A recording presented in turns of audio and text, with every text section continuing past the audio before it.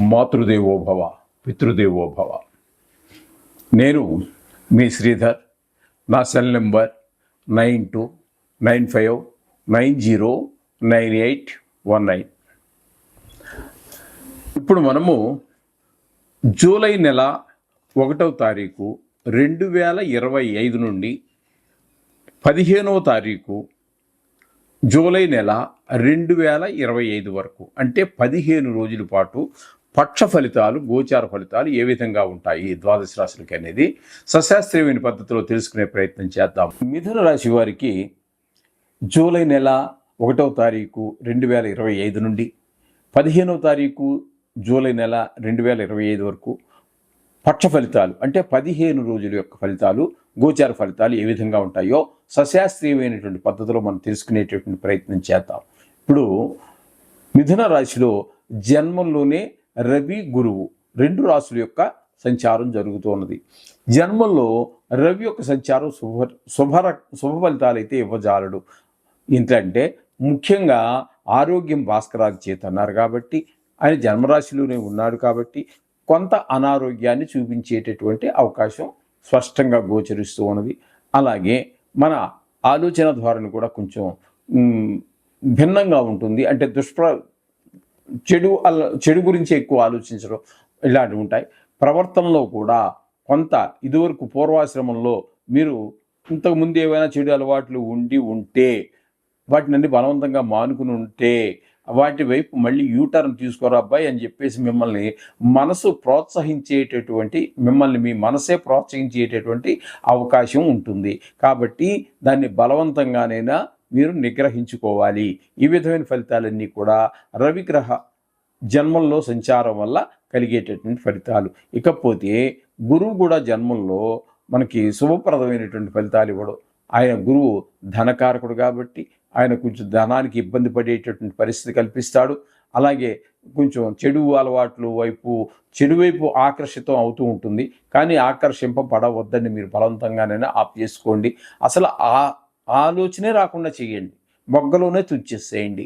ఈ విధంగా గురువు అనేటటువంటి అన్ని శుభకార్యాలకి, మన భక్తి ప్రపత్తులకి కూడా ఆయనే కారకుడు అవుతూ ఉంటాడు. అటువంటి ఆయన మీకు జన్మంలో ఉండి కొంచెం బలవంతంగానే బయటికి లాగుతూ ఉంటాడు. కానీ మీరు నిగ్రహించుకోవాలి మీరు.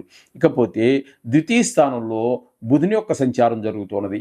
బుధుని యొక్క సంచారం ద్వితీయ స్థానంలో చాలా శుభప్రదమైన ఫలితాలు ఉంటూ ఉంటాయి. ఇక్కడ ధనాన్ని మనకి కలగజేసేటటువంటి విధంగా బుధుడు మనకి సహకరిస్తూ ఉంటాడు. వ్యాపారం అయితే లాభాలు వచ్చేటట్టుగా. అదే ప్రభుత్వ ఉద్యోగం అనుకోండి, అక్కడ మనకు ధనం ఏమొస్తుంది, జీతం వస్తూ ఉంటుంది. అంటే కొంతమంది చాలామంది లంచాలు తీసుకునే వాళ్ళు ఉంటారు.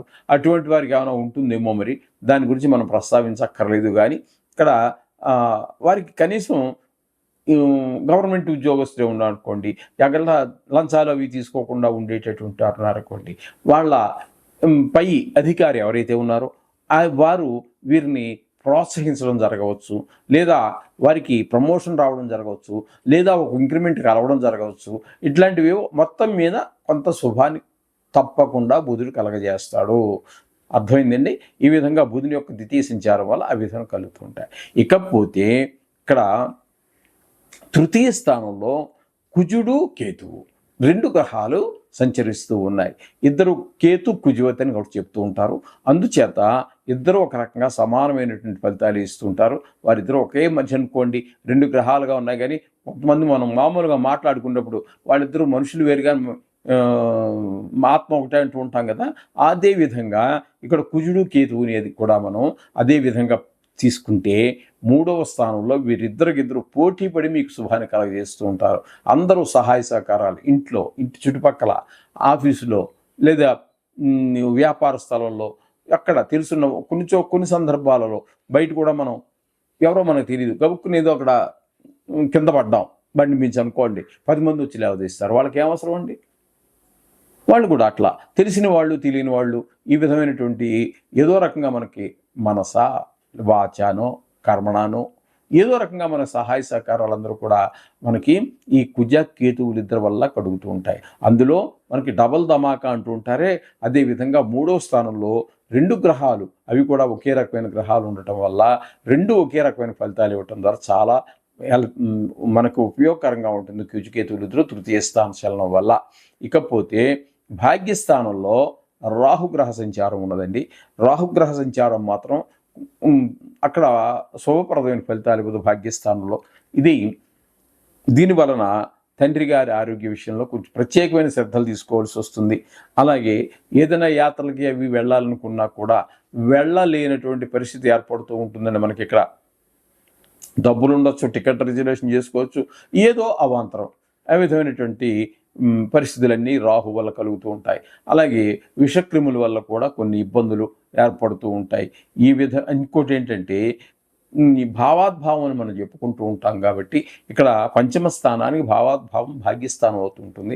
అందుచేత అక్కడ మనకి ఉన్నటువంటి కొంత చాలా తక్కువ ప్రభావం పిల్లల విద్య విషయంలోనూ, స్నేహాల విషయంలోనూ ఇట్లాంటివన్నీ కూడా కొన్ని దుష్ప్రభావాలు కలిగే అవకాశం లేకపోలేదు. ఇకపోతే దశమ స్థానంలో శని యొక్క సంచారం జరుగుతోందండి. దశమ స్థానంలో శని యొక్క సంచారం ఉద్యోగపరమైన విషయాలలోనూ, వ్యాపారపరమైతే వ్యాపారపరమైనటువంటి విషయాల్లోనూ ఆయన మనకి కొన్ని అడ్డంకులు కలిగించేటువంటి అవకాశం స్పష్టంగా గోచరిస్తూ ఉన్నదండి.